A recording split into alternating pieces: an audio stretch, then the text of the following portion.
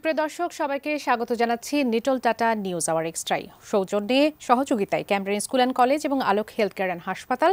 পুরো আয়োজন জুড়ে আপনাদের সঙ্গে থাকবো আমি বাবলি ইয়াসমিন। আজ আমরা মূলত যে বিষয়টি নিয়ে আলোচনা করতে চাই সেটি আগে যদি জানিয়ে দিতে চাই। কমপ্লিট শাটডাউনের মধ্য দিয়ে গেছে আজ সারাদিন দেশ। আমরা জানি আজকের এই বিশেষ দিনটি 18ই জুলাই 2024 হয়তো অনেকের মনেই দাগ কেটে থাকবে অনেকটা সময় জুড়ে। সহিংসতা ছড়িয়ে পড়েছে পুরো দেশ জুড়ে। আমরা নানান প্রাণহানির খবর নানান মাধ্যমে জানতে পেরেছি।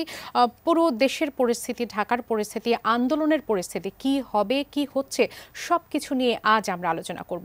এবং এই বিষয়গুলো নিয়ে আলোচনা করার জন্য এই মুহূর্তে স্টুডিওতে সম্মানিত দুজন অতিথি উপস্থিত আছেন। শুরুতেই পরিচয় করে দিব তাদের সঙ্গে। স্টুডিওতে উপস্থিত আছেন আবু আলম মোহাম্মদ শহীদ খান, সাবেক সচিব। আপনাকে স্বাগত জানাচ্ছি এই আয়োজনে।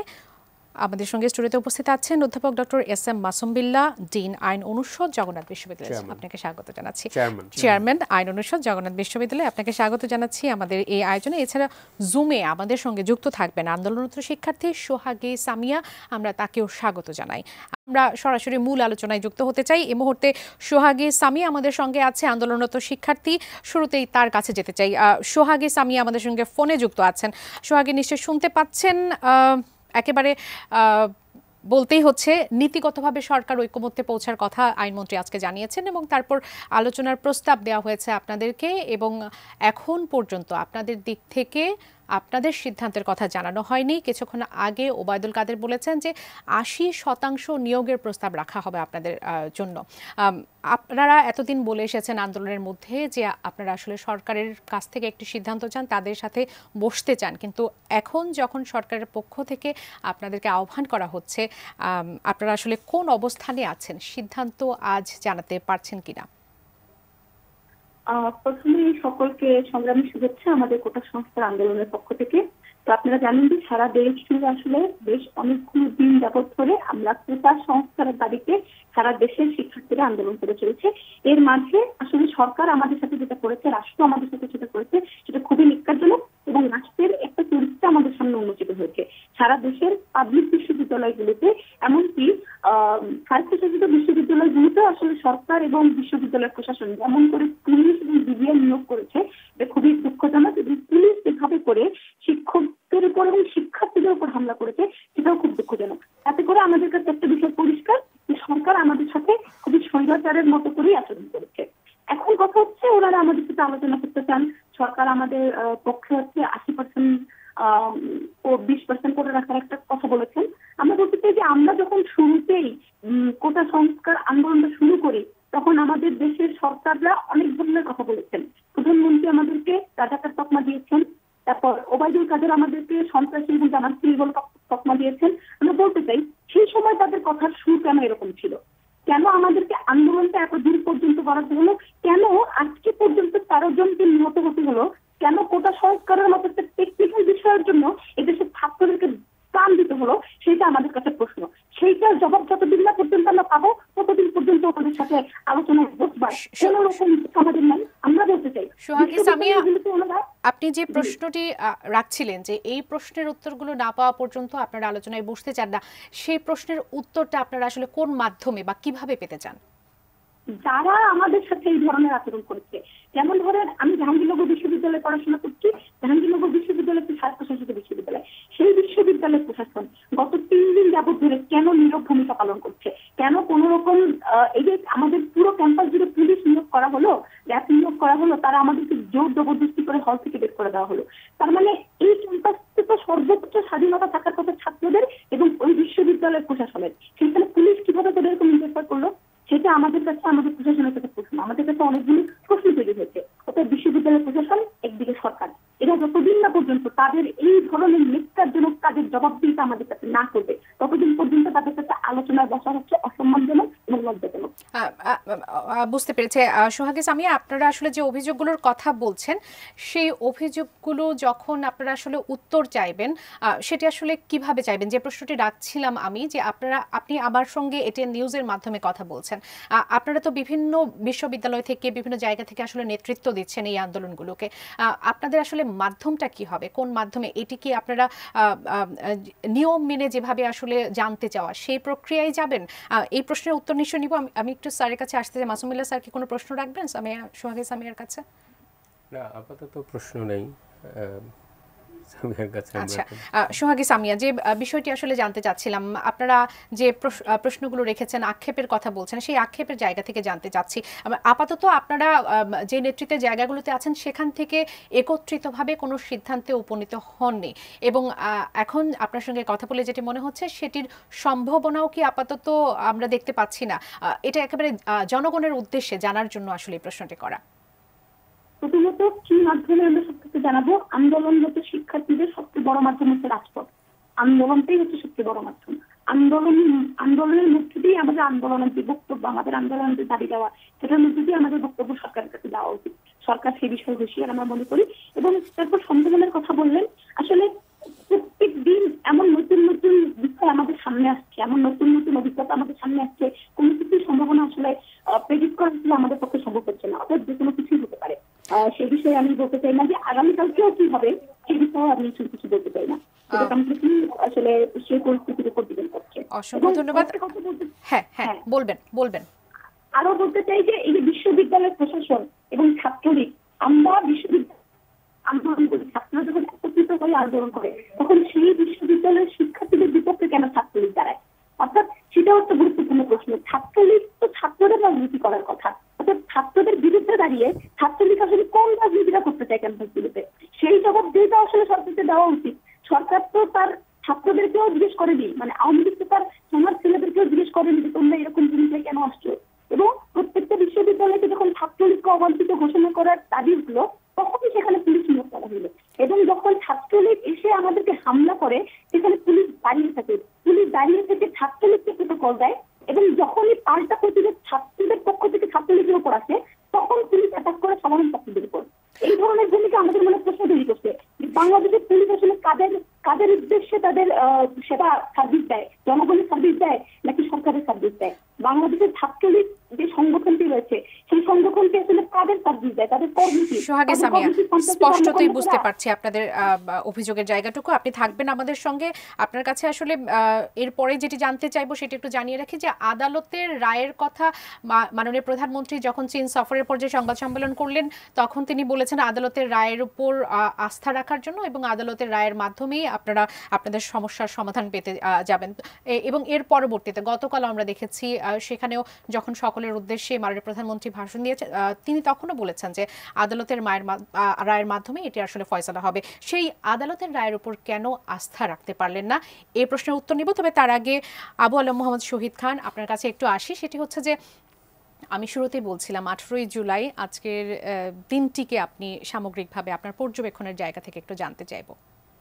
না, আজকের দিনটি এবং গতকাল এই যে রক্ত ঝরলো এবং বাংলাদেশের মানুষের যে রক্ত, মানে মায়ের কোল খালি হলো, এটা তো একটা হৃদয় বিদারক ঘটনা এবং এটা নিন্দনীয়, এবং এটার জন্য দুঃখ প্রকাশ ছাড়া তো আর কিছুই করার নেই। যাদের যে মায়েদের বুক খালি হয়েছে তারা জানেন যে তাদের কষ্টটা কী। সুতরাং আমি তো এই দূর থেকে এটা অনুভব করতে পারবো না। পুরা দেশ জুড়ে যে আন্দোলন চলছে বা কারো কারো মতে কিছু নাশকতা চলছে, এটা নিয়ে তো অনেক রাজনৈতিক আলোচনা হবে। সুতরাং 18ই জুলাই একটা দিন থাকবে যেটা নিয়ে আমরা ভবিষ্যতে অনেক আলোচনা করব, 17ই জুলাই নিয়েও আলোচনা করব, এবং পুরা কোটা আন্দোলন নিয়ে আমরা হয়তো ভবিষ্যতে আলোচনা করব। আপনি দেখেন 18 সালে যখন কোটা আন্দোলন হয়েছিল, তখন তারা দাবি করেছিল কোটা সংস্কারের। আমরা কি করলাম, আমাদের সরকার মানে রাষ্ট্র কি করলো, তাদের 9 থেকে 13 পর্যন্ত সব কোটা বাতিল করে দিল। প্রধানমন্ত্রী অবশ্য তার যে সাক্ষাৎকারে বা আপনারা যখন প্রশ্ন করেছিলেন তখন বলেছেন তিনি বিরক্ত হয়ে এটা করেছিলেন। তো এটা জানলাম এখন যে সরকার প্রধান বা রাষ্ট্র বিরক্ত হয়ে অনেক সিদ্ধান্ত নেয়। তো সেই সিদ্ধান্ত নেওয়ার পরে যারা আজকে কোটা আন্দোলন করছেন, যারা তখন কোটা আন্দোলন করেছিলেন, নুরু সাহেব এবং অন্যান্যরা, তারা তো এখন নাই, এবং তারা একসময় ভিপি হলেন ঢাকা বিশ্ববিদ্যালয়ে, এখন একটি রাজনৈতিক দল করার চেষ্টা করছেন। তো তারাও তো জিজ্ঞেস করলেন না সরকারকে যে আপনারা যে সব কোটা বাতিল করলেন, এটা তো আমরা চাইনি। তখন তো এই ন্যায্যতা ছিল, আপনি তো কোটাটা কেন, কোটা তো হচ্ছে রাষ্ট্র ন্যায্যতা প্রতিষ্ঠা করতে চায়, রাষ্ট্র ইনক্লুশন করতে চায়, রাষ্ট্র পিছিয়ে পড়া মানুষকে মেইন স্ট্রিমে আনতে চায়, এটার জন্য কোটা, মানে বৈষম্য দূর করার জন্য কোটা। সেই কোটার ব্যাখ্যাটা আমরা ঠিকমতো দেই না, পরিষ্কার করি না যে কোটায় কী হচ্ছে, কেন হচ্ছে, কোটার যে বিভিন্ন সময় রিভিউ সেটা আমরা করি না, কোটার কোনো ইমপ্লিমেন্টেশন পলিসি নেই। সেই কারণে এই যে ভুল ধারণা, ভুল কমিউনিকেশন হচ্ছে, হওয়ার ফলে আজকে ধারণা করা হচ্ছে যে কোটাই বৈষম্যের কারণ। আপনি দেখেন যে আজকে ওবায়দুল কাদের সাহেব বললেন যে 80% প্রস্তাব করলেন, খুব ভালো প্রস্তাব। এই প্রস্তাবটা গতকাল পরশু তার আগে যখন কোটা আন্দোলন শুরু হয়েছিল তখন কেন করা হয়নি, এবং উনি 80% কীভাবে করলেন, আলোচনা করতে হবে। এইটাই আমাদের সরকারগুলোর একটা সমস্যা। এটা ভারত বিভাগের পর থেকে যত সরকার আসছে, সরকার কখনো স্টেক হোল্ডারদের সাথে আলোচনা করবে না। সরকারের কাছে জনগণের কোনো মূল্য নেই, আন্দোলনকারীদের মূল্য নেই, ছাত্রের মূল্য নেই, শিক্ষকের মূল্য নেই, কোনো পেশাজীবীর মূল্য নেই। তারা যেটা ভালো মনে করবেন এবং তাদের আশেপাশের লোকেরা যেরকমটা মনে করবেন সেরকম। 80% কেন ভাই, আমি তো 60% কোটা চাই। ভারতে 59.9% আছে, তাতে কি ভারত রসাতলে গেছে নাকি ভারতের মেধার 12টা বেজে গেছে? কেউ, আমি চ্যালেঞ্জ করছি, কেউ যদি প্রমাণ করতে পারেন যে ভারতে 59.9% এখন, তার আগে ছিল 49.9%। তো তখন ভারতে যে আইএস অফিসাররা আছে, আইপিএস অফিসার আছে, ইন্ডিয়ান ফরেন সার্ভিসে যারা আছেন, ইন্ডিয়ার অন্যান্য সার্ভিসে যারা আছেন, প্রভিন্সিয়াল সার্ভিসে যারা আছেন, তারা কি মেধা দিয়ে দেশটা পরিচালনা করছেন না? আপনি এটা ইলেকশন দেখেন না, লাস্ট ইলেকশনে এই ইভিএম মেশিনগুলা ডিস্ট্রিক্ট ম্যাজিস্ট্রেট, জেলা শাসকের তত্ত্বাবধানে থাকে। কোনো রাজনৈতিক দল তো বললো না কোনো দিন যে জেলা শাসকের তত্ত্বাবধানে থাকলে ইভিএম মেশিন তারা গণ্ডগোল করে ফেলবে। এই আস্থা, বিশ্বাস তারা অর্জন করেছেন এবং তারা প্রমাণ করেছেন। 70 জন আইএএস, তার মধ্যে 30 জন কোটাতে আসলো, তারা প্রমাণ করেছেন যে আমরা মেধা দিয়ে দেশটা পরিচালনা করতে পারি। সুতরাং কোটা এবং মেধার যে বিতর্ক, এটার অনেক বড় মীমাংসা করতে হবে, আলোচনা করতে হবে। নারীদেরকে আপনি কোটা দিবেন না কেন?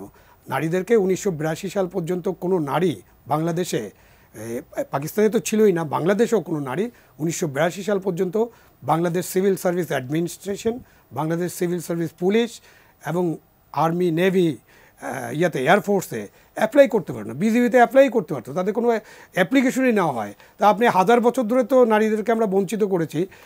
চাকরি যখন শুরু হলো তারপরে 100 বছর ধরে নারীদেরকে আমরা বঞ্চিত করে চলেছি। এখন নারীদের সংখ্যা কত? সিভিল সার্ভিসে 10%-এর কম, 9%-এর কাছাকাছি। তো বাংলাদেশের নারী সংখ্যা হলো 50%, 50-50 বা আরেকটু বেশিও কোনো সময়। তাহলে নারীর কোটা কেন থাকবে না? তো আমি এই কোটা আন্দোলনকারী যারা আছেন, তারা যখন টিএসসিতে কেউ কোনো নারীটাই বলেন যে আমরা কোটা চাই না, আমরা মেধায় যেতে চাই, হ্যাঁ, তিনি তো মেধায় যেতে পারেন, তিনি বিশ্ববিদ্যালয়ে পড়েন, তিনি শিক্ষক কোটায় হয়তো আসছেন, শিক্ষকদের 30% কোটা আছে বিশ্ববিদ্যালয়, তাদের ছেলেমেয়েরা ভর্তি হতে পারে এবং সবচেয়ে ভালো সাবজেক্ট তাদেরকে দিতে হয়। এগুলো হলো ঘটনা, বাস্তবতা। এবং তিনি হয়তো কোনো সচিবের মেয়ে হতে পারেন, কোনো জেনারেল সাহেবের মেয়ে হতে পারেন, কোনো ডাক্তার, ইঞ্জিনিয়ার, তাদের মেয়ে হতে পারেন। তার জন্য কোটার তো দরকার নেই। কোটার দরকার কাদের জন্য? পিছিয়ে পড়া নারী। তাদের রিপ্রেজেন্টেশন তো এইভাবে এই আন্দোলনের টিএসসি থেকে অথবা শাহবাগ থেকে হয় না, সেটাও আমাদেরকে বুঝতে হবে।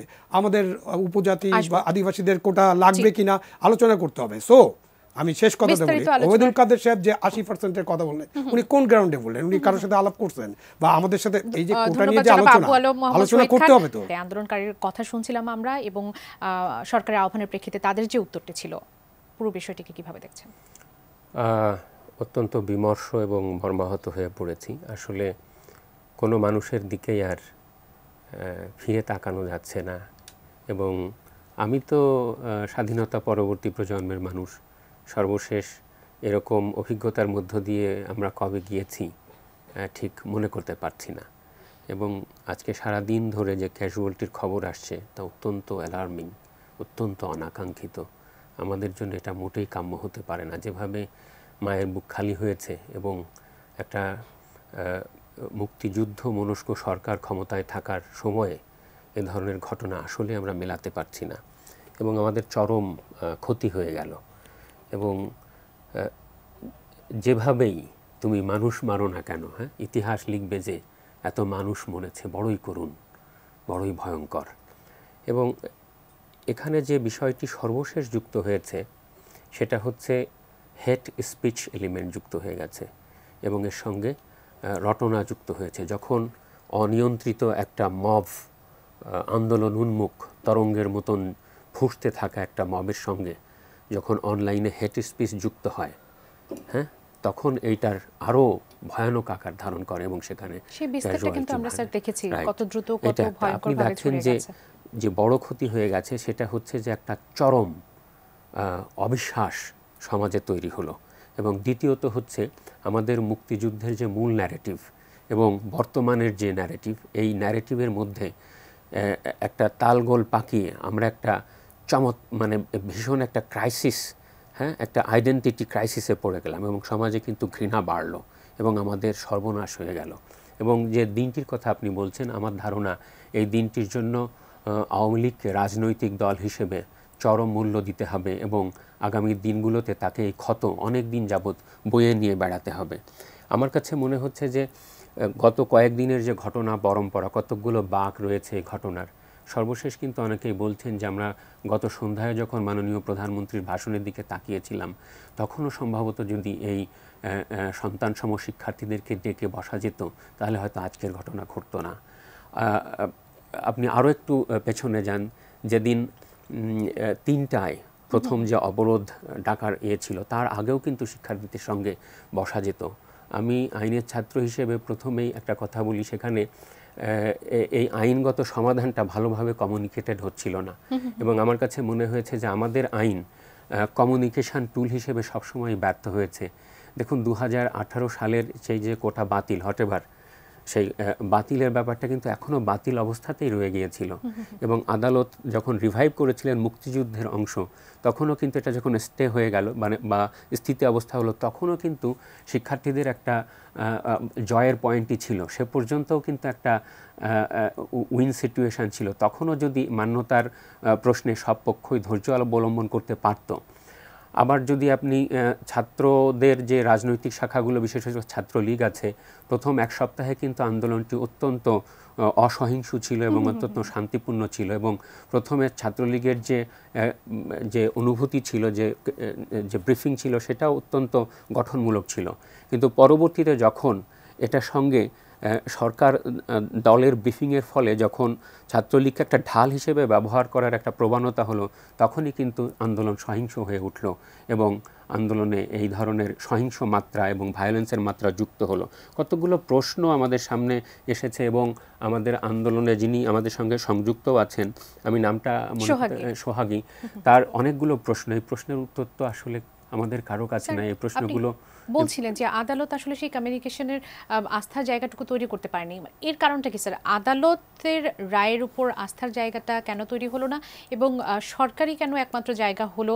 সরকার যখন বলছে যে এটা আমাদের হাতে নেই বা নির্বাহী বিভাগের হাতে নেই, এটির রায় সম্পূর্ণভাবে আদালতের উপর নির্ভরশীল, কেন ওই জায়গাটা? যদি আমি খুব সাধারণভাবে ব্যাখ্যা করি, 2018 সালে প্রজ্ঞাপনের মাধ্যমে কোটা বাতিল হয়ে গেল। তো বাতিল হয়ে যাবার পরে সংক্ষুব্ধ একটা পক্ষ, মুক্তিযোদ্ধাদের যে কোটার অংশ, সেই কোটার অংশের যারা সংক্ষুব্ধ ছিলেন, কয়েকজন মুক্তিযুদ্ধ প্রজন্মের সন্তানেরা, তারা আদালতে এটা চ্যালেঞ্জ করেছিলেন। চ্যালেঞ্জ করার পরে তারা জয়লাভ করার পরে ওইটুকুন অংশ রেস্টোর্ড হয়েছিল, পুনরায় সেটা পুনঃস্থাপিত হয়েছিল। এখন তখনই কিন্তু এই আন্দোলনের সূচনা ঘটেছে, কিন্তু আদালতের রায়ের সঙ্গে সঙ্গে সেটা ইমপ্লিমেন্টেড হয়ে যায় না। এটা একটা মিসকমিউনিকেশনের জায়গা।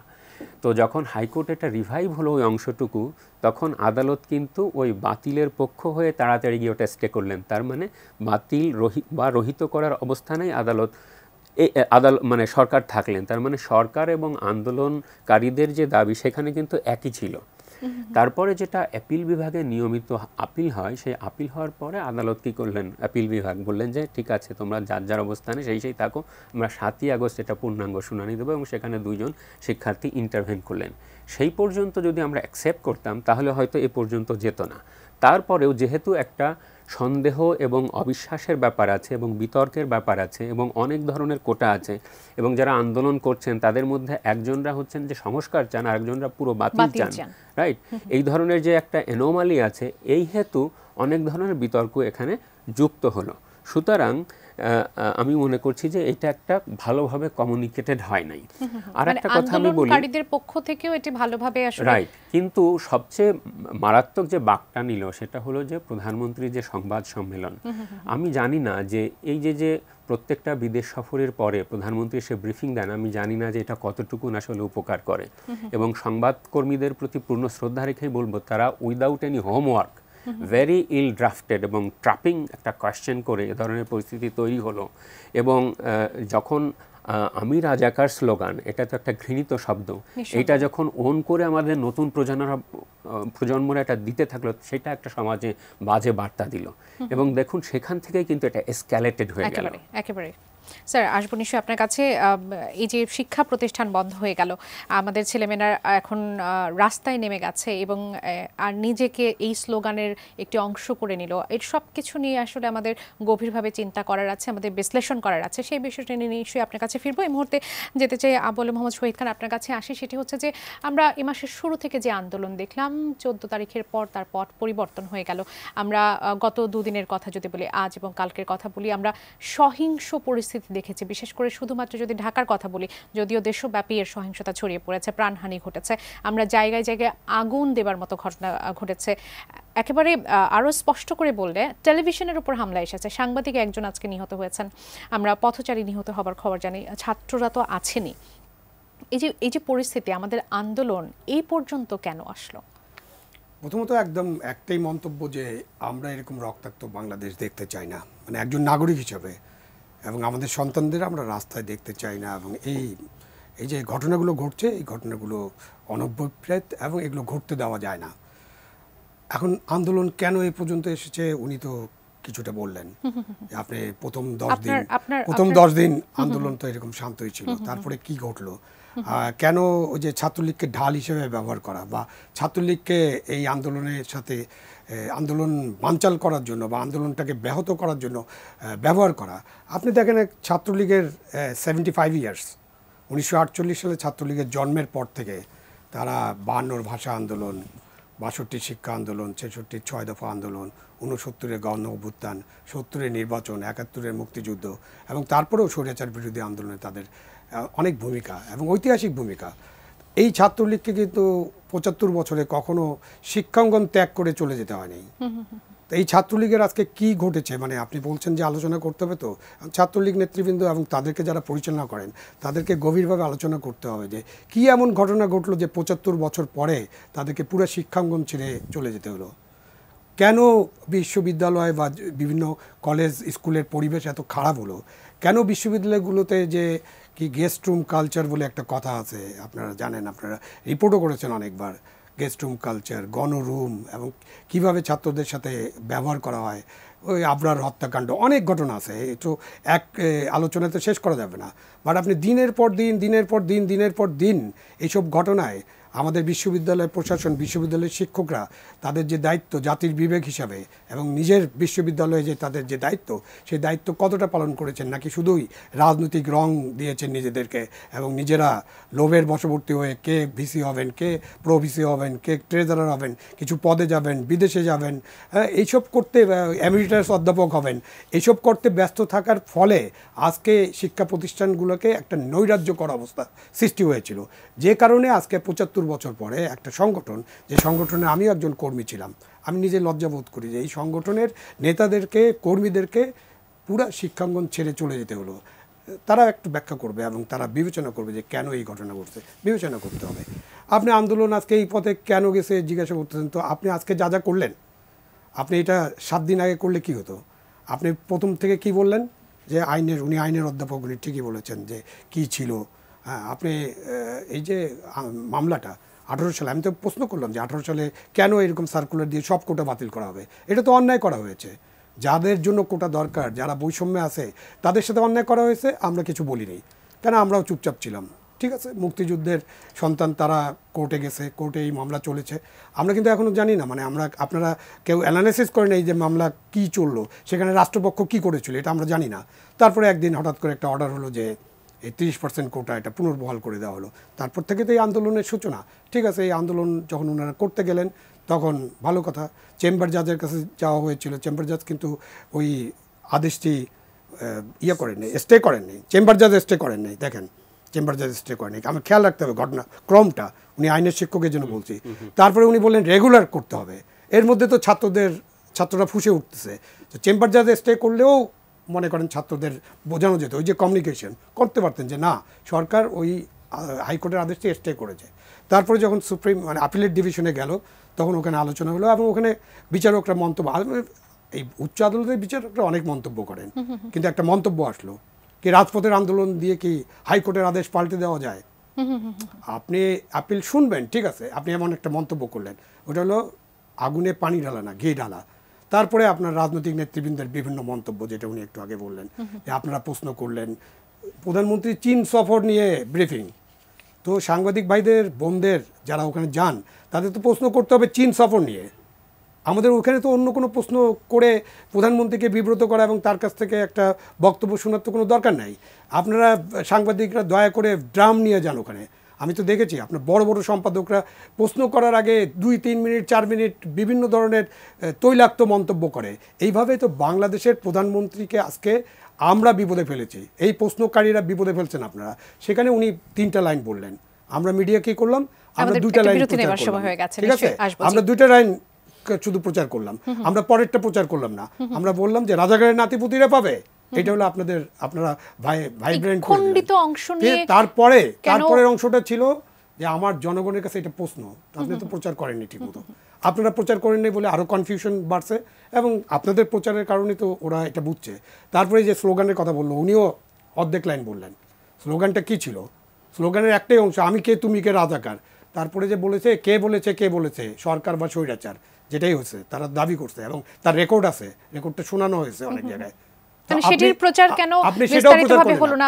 আপনি করলেন না, এটা মিডিয়া। আমাদের দেশের মিডিয়াকেই দায় নিতে হবে, শুধুমাত্র বিচার বিভাগ নিবে, সরকার নিবে, এটা তো হবে না। শিক্ষকদের দায় নিতে হবে তাদের ভার্সিটিতে, তাদের বিশ্ববিদ্যালয়ে কেন আজকে এই নৈরাজ্যকর পরিস্থিতি সৃষ্টি হলো। মিডিয়াকে দায় নিতে হবে, আপনারা কেন খণ্ডাংশ প্রচার করেন, আপনারা সবসময় তাই করেন। ছাত্রছাত্রীরা তো পরবর্তীতে তাদের ভুল বুঝতে পারলো, তাদের স্লোগানটি তারা পরিবর্তন করে ফেললো। ওই দিন রাতে রাত 12টার সময় আমি এগ্রি করি না, পরবর্তীতে ভুল বুঝে পরিবর্তন করছে এরকম না। ওই দিন রাত 12টায় যে স্লোগান হয়েছে, ওই স্লোগানটা 2 লাইনের স্লোগান।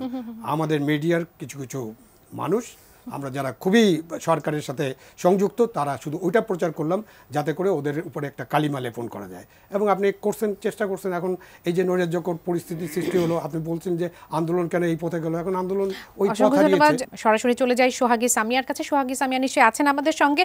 প্রশ্ন রেখে গিয়েছিলাম যে আদালতের রায়ের উপর আস্থা রাখার কথা বলেছিলেন প্রধানমন্ত্রী শেখ হাসিনা। আপনারা আদালতের রায়ের উপর কেন আস্থা রাখতে পারলেন না? আপনাদের নিজেদের আসলে ইয়েটা জানতে চাইবো, কেন রাখতে পারলেন না?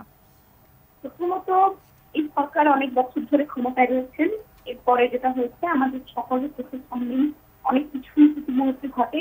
আমরা দেখতে পাই যে যতগুলো সরকারি সেক্টর আছে সবগুলো আসলে পড়ে গেছে, সবগুলো করে নষ্ট হয়ে গেছে। যেমন পুলিশের কাজ করার কথা জনগণের পক্ষে সেটা করেননি, সরকারের কাজ করার কথা জনগণের পক্ষে সেটা করেননি। সেই জায়গায় আমাদের অবস্থা দাঁড়িয়ে আসলে হাইকোর্টের উপর বিশ্বাস রাখলে আমরা আমাদের দাবি আদায় করতে পারতাম, এইরকম আস্থা জায়গা আমাদের মধ্যে তৈরি হয়।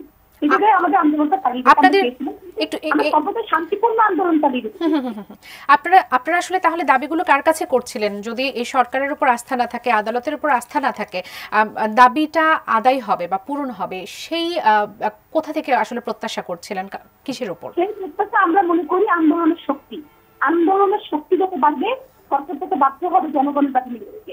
সেটা ছিল আমাদের মূল লক্ষ্য, সেই জায়গায় আমরা আন্দোলন অপেক্ষা। কিন্তু শুরু থেকে আপনারা দেখবেন যে টানা প্রথম 10 দিন আমাদের আন্দোলনে কোনো রকম সহিংসতা ছিল না, কোথাও ভাঙচুরের ঘটনা ঘটেনি, কোথাও মারামারির ঘটনা ঘটেনি। কিন্তু যেই মুহূর্তে রাষ্ট্র আমাদের প্রতি সহিংসতা শুরু করেছে, তখন আমাদেরকে বাধ্য হতে হয়েছে এই ধরনের আন্দোলন করা।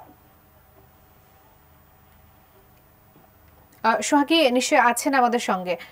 জি জি রয়েছি। জি জি, আপনারা আসলে যেহেতু প্রথম প্রশ্নে যতটুকু বুঝতে পারলাম এখন পর্যন্ত আপনারা কোনো সিদ্ধান্তে আসতে চাচ্ছেন না, হয়তো এটা একেবারেই আপনাদের অভ্যন্তরীণ ব্যাপার, কিন্তু বর্তমান পরিস্থিতিতে আপনারা যতটা ভাবে ক্ষতিগ্রস্ত হচ্ছেন এবং গোটা দেশবাসী আসলে আপনাদের সিদ্ধান্তের উপর তাকিয়ে আছে, সেখান থেকে আস্থার জায়গাটুকু ফিরে আসার জন্য কি আপনারা আন্দোলনকে আরো অনেক দূরে এগিয়ে নেবার পরিকল্পনা করছেন, নাকি আপনারা আরেকটু সময় নিয়ে সিদ্ধান্তের দিকে আসতে চাচ্ছেন? বিষয় হচ্ছে ক্ষতিগ্রস্ত, আমরা বিষয়টা এভাবে ভাবলে খুব ভুল হবে। ক্ষতিগ্রস্ত আসলে সারা দেশ, ক্ষতিগ্রস্ত আসলে মূল ক্ষতিটা হচ্ছে রাষ্ট্র। দেশের গুলি সন্তানটা যদি মরে যায় তাহলে সেই ক্ষতিটা আসলে রাষ্ট্রেরই হয়। এবং বলছেন যে আমাদের সিদ্ধান্তের উপর নির্ভর করছে, আমাদের সিদ্ধান্তটা আমরা জানিয়ে দিচ্ছি। আমরা একটা যৌক্তিক কোটা সংস্কার চাই। আমরা চাই না মুক্তিযোদ্ধার মধ্যে একটা কোটা 30% কোটা এরকম করে দেশ অর্ধেক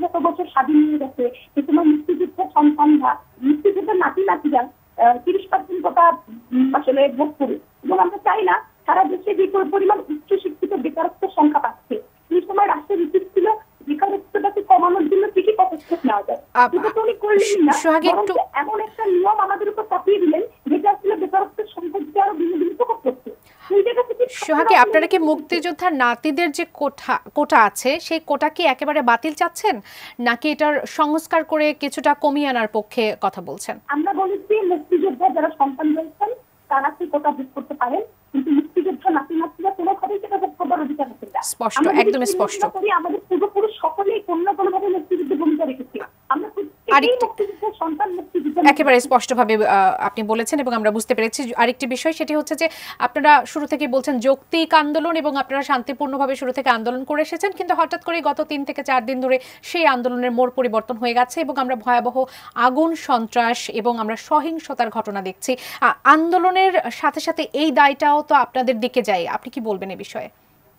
প্রথমত বলতে চাই, যবে থেকে বিশ্ববিদ্যালয়গুলোকে ছাত্র মুক্তি বঞ্চিত ঘোষণা করবার একটা দাবি উঠেছে আন্দোলনের মধ্যে, তবে থেকেই দেখবেন যে অনেকেই যারা বিভিন্ন সময় ছাত্রলীগের সাথে যুক্ত ছিলেন বিভিন্ন রকম ভাবে, ভাবে বা প্রত্যক্ষভাবে পরোক্ষভাবে, এরা আমাদের আন্দোলনে প্রবেশ করেছেন এবং একটা বিশাল সংখ্যক আন্দোলন, যে আন্দোলনে সারা দেশের প্রতিযোগিতা মিলে গেছে, সেখানে কারা আমাদের পক্ষে হয়ে আন্দোলনে আসছেন, তারা আমাদের বিপক্ষে হয়ে আন্দোলনে আসছেন, সেটা আমাদের বোঝাটা খুব মুশকিল। আমাদের আন্দোলনকারী নেতৃত্বে যারা রয়েছেন, আমাদের আন্দোলনকারী সার্বক্ষণিক কর্মী যারা রয়েছেন, তাদের পক্ষ থেকে সবটাই এই ধরনের বক্তব্য যাচ্ছে। আমরা কোনো ধরনের সহিংসতা চাই না, আমরা কোনো ধরনের ভাঙচুর চাই না, আমরা কোনো ধরনের আগুন লাগানো চাই না। এই ধরনের উত্তপ্ত পরিস্থিতি আসলে সরকার তৈরি করতে বাধ্য করেছে। আমরা যখন দেখছি যে আমার চোখের সামনে আমার ভাইকে গুলি করা হচ্ছে, পুলিশ গুলি করছে নির্বিচারে, তখন পুলিশের সাথে আমার আচরণ কি হবে? পুলিশকে যদি আমি জিতাতে করি, তাহলে সেই আচরণটা কি খুব অযৌক্তিক হবে? সেটাই আমাদের কাছে প্রশ্ন। অর্থাৎ আমরা ইচ্ছাকৃতভাবে এই জায়গায় আসিনি, এখনো পর্যন্ত আমরা বলছি যে সরকার যদি আমাদের প্রতি চরম রকম ভাবেও স্বৈরাচার আচরণ করে, তাও আমরা কোনো রকম অহিংসতা চাই না, আমরা কোথাও ভাঙচুর চাই না, আমরা কোথাও আগুন লাগানো চাই না। কিছু দুর্বৃত্ত উদ্দেশ্য করে হবে আমাদের। অর্থাৎ আপনারা সমাধান চান, আপনারা সমস্যার সমাধান চান এবং সেই আপনারা সমস্যার সমাধান চাচ্ছেন, আপনারা কোনো ধরনের সহিংসতা, আগুন, সন্ত্রাস, কোনো ক্ষতি চাচ্ছেন না, কিন্তু আপনারা সমস্যার সমাধান চাচ্ছেন এবং সমাধানের জন্য আলোচনার কথা বলা হচ্ছে। আমরা প্রত্যাশা করছি সেই, আমি কনফিডেন্টলি বলতে পারি আমাদের আন্দোলনকারী যারা সার্বক্ষণিক কর্মী রয়েছে, আমাদের আন্দোলনকারী যারা নেতা রয়েছে, তারা কেউ এই ধরনের কাজের সাথে যুক্ত ছিল না। যারা এই ধরনের কাজ করেছে তারা আন্দোলনকে ক্ষতিগ্রস্ত করার জন্য উদ্দেশ্যপূর্ণভাবে এই পর্যায়ে কি আন্দোলন এগিয়ে নেওয়াটা আপনাদের কাছে মনে হচ্ছে যে ভালো একটি সিদ্ধান্ত হবে, যখন আপনাদের আন্দোলনকে অন্যদিকে মোড় নেওয়ার চেষ্টা করা হচ্ছে বা সিদ্ধান্ত, আপনাদের আন্দোলনের সিদ্ধান্ত পরিবর্তন করার চেষ্টা করা হচ্ছে, সেটিকে কি এগিয়ে নেওয়াটা আপনাদের কাছে বুদ্ধিদীপ্ত মনে হচ্ছে কিনা? কোন সকল আন্দোলন আজ পর্যন্ত, সকল আন্দোলন, রাষ্ট্র আন্দোলন, যৌক্তিক আন্দোলন, কোন যৌক্তিক আন্দোলন আজ পর্যন্ত সহজভাবে এগোতে পারেনি। অনেক ধরনের বাধা, বিপত্তি, প্রতিকূল পেরিয়েই আসলে আন্দোলনকে চালাইতে হয়। সেই মানসিকতা নিয়ে আমরা মাঠে নেমেছি। তার জন্য আমাদের যত ধরনের বিকল্প অবলম্বন করা দরকার সেটা আমরা করবো। অসংখ্য ধন্যবাদ সোহাগী সামি, আমাদের সাথে যুক্ত হবার জন্য, সময় দেবার জন্য। আমরা আসলে প্রত্যাশা করছি আপনারা যেভাবে সমাধান চান, সমাধানের উপায়টা খুব তাড়াতাড়ি চলে আসুক আপনাদের মাধ্যমে এবং গোটা দেশে যে ভয়াবহ একটি আতঙ্ক তৈরি হয়েছে সেই আতঙ্কের জায়গা থেকে দেশবাসীও বের হয়ে আসুক। আপনাদের জন্য শুভ কামনা থাকলো। আমাদের সঙ্গে যুক্ত হবার জন্য আবারও কৃতজ্ঞতা জানাচ্ছি। অধ্যাপক ডক্টর মাসুম বিল্লাহ, আপনার কাছে আসি স্যার। পাবলিক পরীক্ষা স্থগিত হয়ে গেছে অনেকগুলো, আমরা জানি শিক্ষা প্রতিষ্ঠান বন্ধ হয়ে গেছে, স্কুল কলেজের কথা তো বলাই বাহুল্য, ভার্সিটি অনির্দিষ্টকালের জন্য বন্ধ হয়ে গেছে। শিক্ষার উপর একটা অন্যরকম প্রভাব আসলে পড়ছে। বর্তমান পরিস্থিতি থেকে আসলে উত্তরণটা অতি দ্রুত প্রয়োজন। উত্তরণের উপায় কি দেখছেন এখন? এই বাংলাদেশটা আমাদের সাধনার ধন সবার। 52 বছরে এই দেশ অনেক চড়াই উতরাই পেরিয়ে পর্যন্ত এসেছে এবং এটি আবার ঝঞ্ঝা বিক্ষুব্ধ পরিবেশে পতিত হোক, এটা আমরা চাই না। অনেক দেরি হয়ে গেছে, অনেক ক্ষতি হয়ে গেছে, এটা কাটিয়ে উঠতে আমাদের বোধহয় অনেক দিন সময় লাগবে। তারপরেও আমি মনে করি লেট বেটার দ্যান নেভার। সরকার কতগুলো দৃশ্যমান পদক্ষেপ গ্রহণ করেছেন এবং শুনানির ডেট আগায় এনে তদন্ত কমিটি করে সুবিচার নিশ্চিত করে ছাত্রদের দুঃখে দরদি হয়ে, উন্নীত হয়ে, তাদেরকে আস্থায় নিয়ে অভিভাবক সুলভ, রাষ্ট্রনায়কোচিত মনোভাব দেখিয়ে আস্থায় নিয়ে এই সংকটের উত্তরণ ঘটাতে হবে। অসংখ্য ধন্যবাদ স্যার। জনাব আবু মোহাম্মদ শহীদ খান, আপনার কাছে আসি, একেবারে সরাসরি জানতে চাই এই সংকট থেকে উত্তরণের পথ আপনি কিভাবে দেখছেন এখন? না, আমরা যে বক্তব্য শুনলাম যে যারা নেতৃত্ব দিচ্ছেন যে তারা মনে করেন আন্দোলনই শক্তি। শুধু একটা কথা বলতে চাই যে ধরেন বিশ্বের যত যুদ্ধ সংঘাত আন্দোলন সেগুলো কিন্তু শেষ পর্যন্ত আলোচনার মাধ্যমেই শান্তি প্রতিষ্ঠিত হয়েছে। তো আমাদের এই শান্তি প্রতিষ্ঠা হলো আলোচনায় আসতে হবে, বসতে হবে, এবং সেই আলোচনায় সদিচ্ছা সহমর্মিতা আন্তরিকতা থাকতে হবে সকল পক্ষের, বিশেষ করে রাষ্ট্রের থাকতে হবে বেশি। রাষ্ট্রকে সেই সদিচ্ছা আন্তরিকতা সহমর্মিতা প্রদর্শন করতে হবে, করার মধ্য দিয়ে তারা কাছে টেনে নিয়ে এই আন্দোলনের পরিসমাপ্তি ঘটতে পারে একটা যৌক্তিক সংস্কারের মধ্য দিয়ে। অসংখ্য ধন্যবাদ আপনাদের দুজনকে, আমাদের সময় দিয়েছেন, এটা নিউজের স্টুডিওতে এসেছেন। নিশ্চয়ই আবারও আপনাদের আমরা এখানে যুক্ত করতে পারবো। সুপ্রিয় দর্শক, এতক্ষণ যারা নিউজ আর এক্সট্রার সঙ্গে ছিলেন, আগামী পর্ব দেখার আমন্ত্রণ জানিয়ে আজ এখান থেকে বিদায় নিচ্ছে। শুভরাত্রি, সবাই ভালো থাকুন, নিরাপদে থাকুন।